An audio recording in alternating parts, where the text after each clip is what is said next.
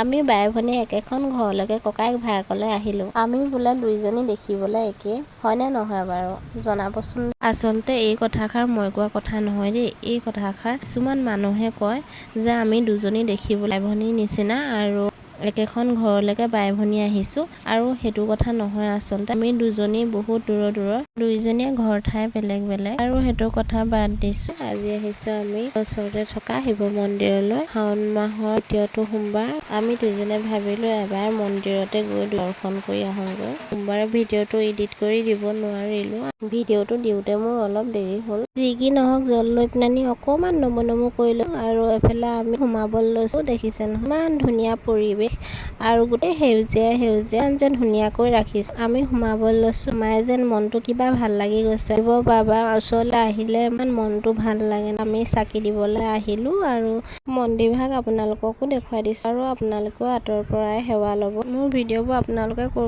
পৰা চাই জনাব দেই কমেণ্ট কৰি। আৰু পূজা কৰি চাকি দি লৈছোঁ, আৰু চাকি আচলতে এজনীকে দিব পাৰিছোঁ। পূজা কৰিবলৈ সকলো ৰখি আছিল। ময়ো পূজা কৰি চাকি দি সেৱা ল'লোঁ। কিবা যেন মনটো নিজকে বহুত ভাল লাগে, আৰু মন্দিৰলৈ আহি মই যিহেতু বহুত ভাল পাওঁ, আৰু মই যেনেকৈ শিৱ বাবাক বিচাৰিছোঁ আচলতে তেনেকৈয়ে মোৰ লগ দিছে। আৰু মানুহৰ জীৱনত দুখ সুখ কাৰ নাথাকে, সকলোৱে থাকে নহয় জানো। আৰু এইফালে আমাৰ পজ দি আছে দেই ফটো মাৰিবলৈ, আৰু ময়ো ফটো মৰাত বেয়া নহয় বাৰু, ময়ো মাৰিম। আৰু মোৰ ভিডিঅ'টো শেষলৈকে চোৱাৰ বাবে আপোনালোকক বহুত ধন্যবাদ। মই এটা ভিডিঅ' লৈ আহিম এতিয়ালৈ, বাই।